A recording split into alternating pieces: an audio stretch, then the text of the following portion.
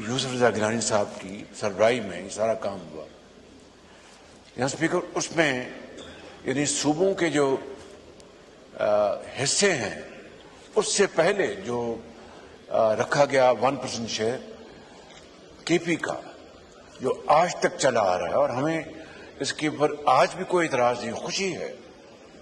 مگر کسی اور صوبے کو اس میں شیئر نہیں ملا. بلوچستان کا بھی جو دہشت گردی کے حوالے سے اگر تھا تو کے پی کے بعد بلوچستان کا حصہ ہے، لیکن صرف کے پی کے لیے رکھا گیا.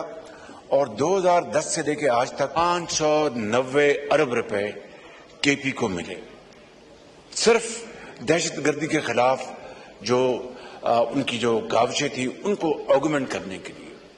اور وہاں پر دہشت گردی کے حوالے سے کے پی میں نہ صرف ان کی لا انفورسنگ ایجنسیز نے، کے پی کے ہمارے بھائیوں اور بہنوں نے شہادتیں دی ہیں، بلوچستان کی طرح، سندھ کی طرح اور پنجاب کی طرح، لیکن کسی صوبے کو اس میں ایک دھیلا نہیں ملا ماسوائے کے پی کے.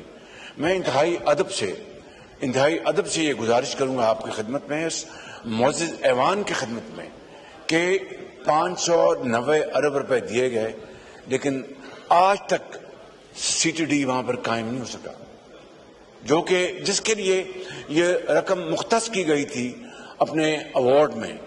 یہ کبھی بھی ایوارڈ کا ایسا نہیں تھا، لیکن سب صوبوں نے مل کر یہ فیصلہ کیا تھا.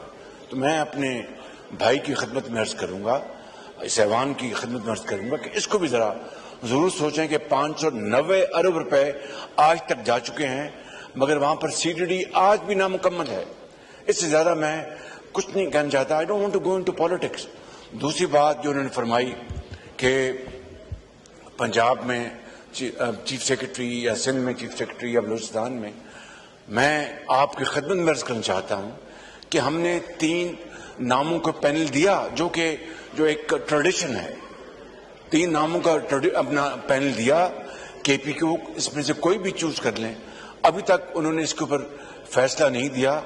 اور بتائیں ہمیں 3 نام ان کو دیے ہیں، ان کو اگر وہ نہیں پسند تو ہم ایک اور پینل دے دیتے ہیں. لیکن یہ کہنا کہ ہم خدا نخواستہ تفریق کرنا چاہتے ہیں، میں یہ کہتا ہوں کہ کے پی کے عوام پاکستان کے بڑے بہادر غیور عوام ہے، خوبصورت صوبہ ہے.